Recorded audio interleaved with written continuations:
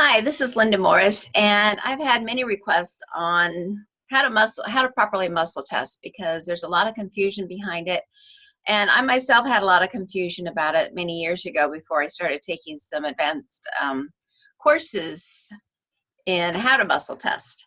And I remember I'd go to the health food store and I'd hold up a bottle of something like, okay, this is for my best and most highest good. And then I'd pick up another one. This one is the one that's better for me and the best and most highest good. And I'd get a yes on both questions. And I'd be like, well, that's not very helpful. And then I found out it's so important where your eyes are looking when you're asking these questions, because we want to test the subconscious mind, not the conscious mind. The conscious mind will lie to you, unfortunately. So we want to really, when you're doing muscle testing, you want to ask the subconscious mind, and that way, and you really don't want to hold in your mind an opinion one way or the other because we want an accurate result. So I am going to share my PowerPoint that I put some information together on so you can read and listen at the same time. So we're going to start this from the beginning.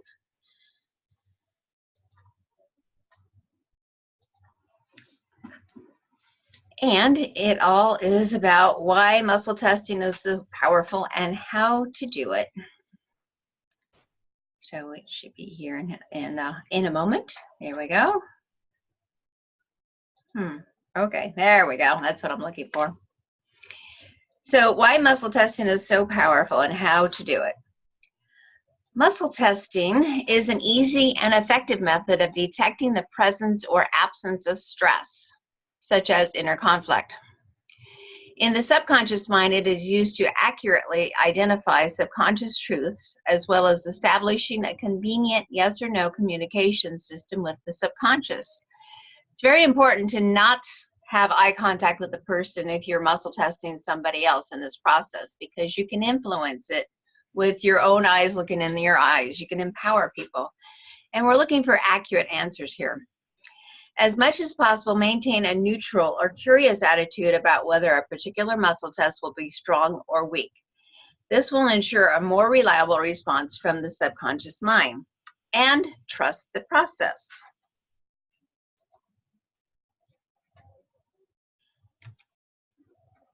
So here we have an example of when you're actually muscle testing someone else.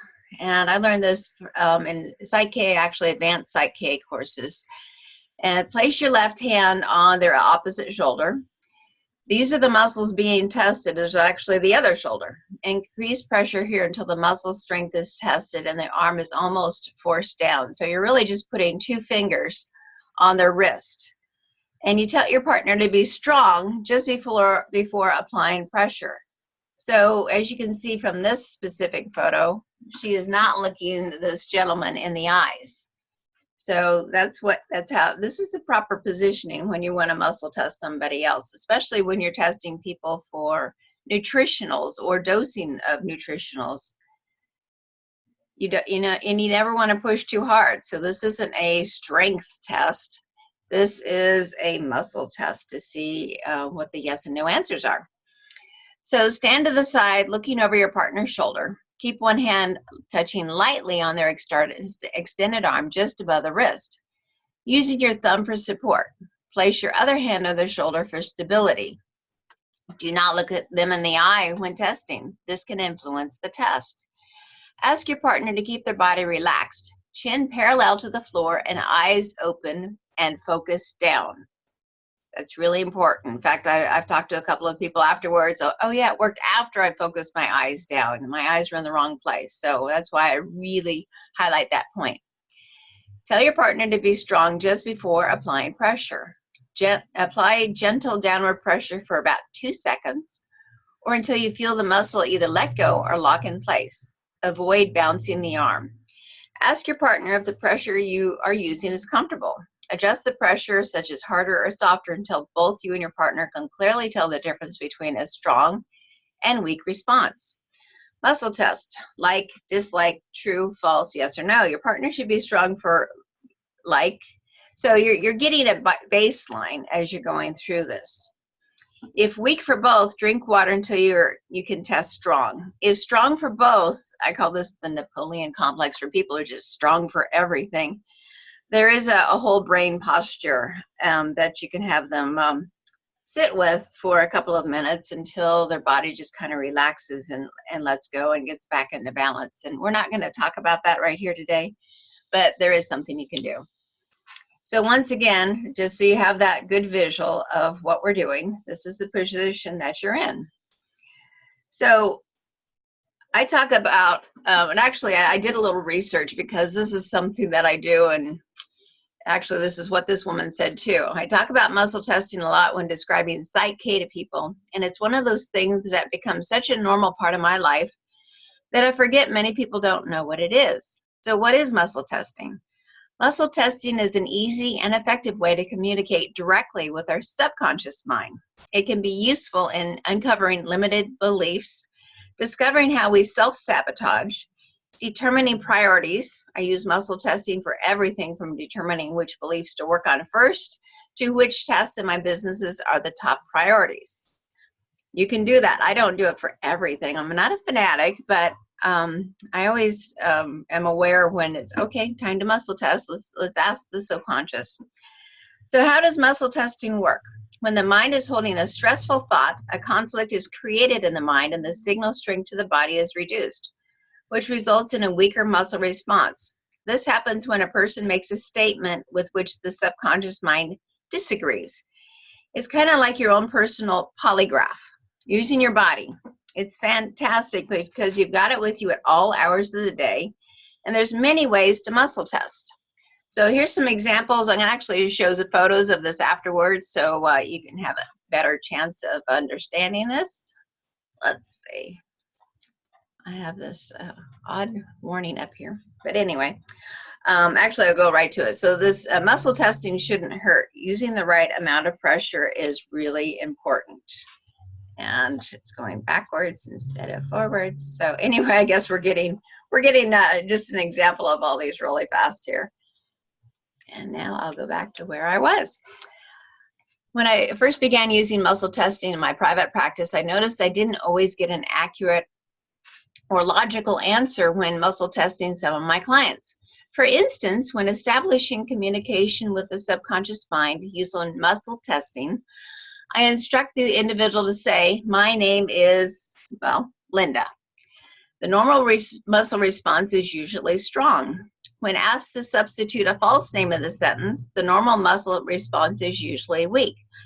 However, from time to time, the subject would test strong to the false name as well as their actual name.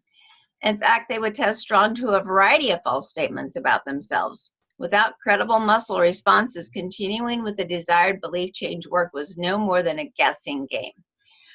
Over time, I began to notice a peculiar quirk with these people. Just before I pressed on the extended arm used for muscle testing, I noticed that the person's eyes would move upwards if they were glancing at something on the ceiling. So neuro-linguistic programming, NLP, suggests that when people look up, they're usually processing their thoughts visually, making pictures. When they are focused straight ahead, they're processing auditorily, hearing sounds, and when they're looking downward, they're usually processing kinesthetically, experiencing feelings or physical sensations.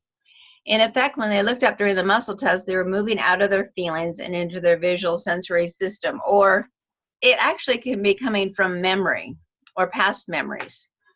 Because the muscle testing responses to self-referential statements depends on a physiological response from the subconscious mind expressed through the physical body, it was possible that the individual is not experiencing the necessary feelings to ensure an accurate muscle test. Upon further reflection and observation, I also noticed that clients with histories of significant childhood trauma were more likely to look up when asked to access unpleasant memories or make statements that might involve having to do so. It appeared that looking up was a subconscious strategy to disassociate from the unpleasant memories. This practice effectively disconnected them from the feelings necessary to create a conflicted or weak muscle response from the subconscious. As soon as I asked the subject being tested to keep the eyes focused in a downward direction during the testing procedure, the response is normalized. Eye position may not make a difference in other disciplines using muscle testing for purposes other than self-referential affirmation style statements. But where such statements are used, be aware that eye position can dramatically affect the accuracy of the responses, resulting in misleading information and false conclusions. So once again, muscle testing shouldn't hurt. Using the right amount of pressure is vital. So as you can see, actually these two, they're not really muscle testing yet because they're looking in each other's eyes. So that is not what you want to do. But once again, she has her hand on that woman's left shoulder, and then her two fingers above the wrist on the other arm, which is, that's correct. Now we have the muscle testing sway test. This was what I found to be the easiest and the less stressful on my body. So when you're setting the test to make sure you have your yes and your no properly, as normally a no response is where you tilt backwards. A yes is where you normally fall forward. Some people, their left and right brain are not working properly together, and they might be what you consider, what we've called before, reverse polarity. So there is another way of doing the cross body balance taps to get them back on the even keel and the accurate. Depends on the individual at that time if I'm going to go through and do that. If I feel like they might think this is a little weird, I won't do it. But if it's somebody that I feel that I can share this information with and get them to move forward, I will go ahead and do it right then and there. So once again, you start just standing up, just neutral, and you're going to start asking your questions. So you're going to start off with, my name is Linda. And then like, my name is Mark. So if you're female, you're generally going to insert a man's name as the no answer. If you're male, you're going to insert a woman's name because it makes it work even better. And then you're going to do yes, yes, yes with conviction, and then no, no, no, just to get there, getting your baseline. Something you like and something you don't like. So I say I like cats. And then I say I like snakes because I don't like snakes. And then we also look up to the left, yes, up to the right, yes. And that way you're making sure your left and right brain are working together. So let me just share my screen for a moment, actually share myself with you guys for a moment. And I'm going to stand up just to demonstrate. So once again, just standing straight.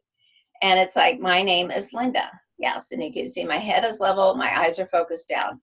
My name is Tim. No. I like cats. Yes.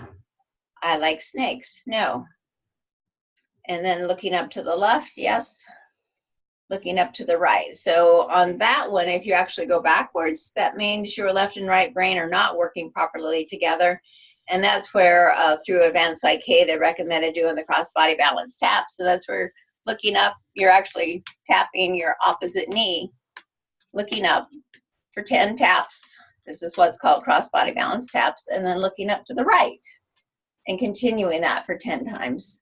And then once again, you would muscle test, and generally, you know, both ways are going to be back on balance again. So that's the cross-body balance tap. And also, if people are starting to stumble or fall more often, you have them do that, and that will actually generally help to clear up that off-balance issue. So let me go ahead. And actually, there's another one I'm going to share, and it's like another muscle test that I like to use, where you just put your hand right here on your abs and just put in your finger. You're just testing here. So my name is Linda. My name is Sam. Yes, yes, yes. No, no, no. I like cats. I like snakes. So once again, you can test like that. And that's an easy and unobvious way to test when you're in public if you're asking different questions. So I'm going to go ahead and go back to this PowerPoint.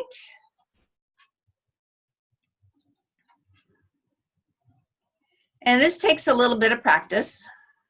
At first, when you're teaching somebody how to do this that's never done this before, you're watching them. I usually stand to the side and watch them, just looking for the tiniest forward and the tiniest backwards, because in the beginning it's not as obvious as mine. I've been doing it for a decade, so mine's just very obvious. My body's well trained in how to do this, and it's obvious. But in the beginning, it's just going to be could be the very tiniest tilt forward or tilt backwards. So it takes some practice. Here's some other finger points that you can do. A lot of people learn the finger hold, making the two circles, and you're trying to pull your thumb and finger through the other set on the yes and no answers. I never liked this one. I have some wrist issues, so it hurt my finger. So if you're going to be doing a lot of muscle testing, this one can be hard on that individual's hand, especially if they have any type of hand or finger issue. And then on the far right here, we have just a woman just barely, you just are rubbing your first finger and your thumb together as you say, my name is Linda, my name is Sam. So when you have the no answer, it's more of a sticky feel. And when it's a yes answer, you're going to have a smooth feel. So yes, yes, yes, smooth, no, no, no, sticky. I like cats, smooth. I like snakes, sticky. This one takes some practice. It's a feel. It took me a while to actually figure this one out, or get the feel, actually, because it's a feel. And then some people like to use a pendulum. That's not my favorite thing, but for some people, that's a very quick and easy way to do it. Some people think it's a little too esoteric. So it depends on your crowd you're around. I like to do things that everyone will be open to and not shut down immediately when you stop talking about muscle testing. So this isn't necessarily one I use that much, but I do have one. So recap, muscle testing is an easy and effective method to accurately identify subconscious truths, as well as establishing a convenient yes and no communication system with the subconscious. And we're going to talk about dosing here in just a minute. So as much as possible, maintain a neutral or curious attitude about whether a particular muscle test will be strong or weak. This will ensure a more reliable response from the subconscious mind. Oh, we have somebody talking. Would you mind muting, please? Never have eye contact during the process, as this can manipulate the result. Trust the process. If there is no difference, provide a glass of healthy water, as nothing works when someone is dehydrated. Muscle testing should never hurt. That is why there are additional methods available. So once again, I'm going to go ahead and so I have some Nika nutritionals here, actually. So just to give you another example, so I'm going to see. So my body requires this product. Yes. My body requires 3 capsules a day. No. My body requires 2. No. My body requires 4. So right now, my body requires 4 of the cleanse product. So you can also check other things. So right now we have the BDZ and the calcium. Well, you don't check BDZ by itself because it's a transportation and conversion system for the calcium and the different minerals. So you test them together. So my body requires this product. Yes. My body requires 2 of this product a day. My body requires more. Nope. So that's what I need. So, and then if somebody actually uses the green zymes with this as the calcium source, then they would test those 2 together. You can even find out with the joint complex. So my body requires this product. My body requires 3 of this a day. No, my body requires 6 of this a day. Yes. So right now my body is requiring 6 of those. So that's how you can muscle test and see specifically what your body needs every day. I don't think I have anything in here my body doesn't need. So sorry, I can't show you no answer on that.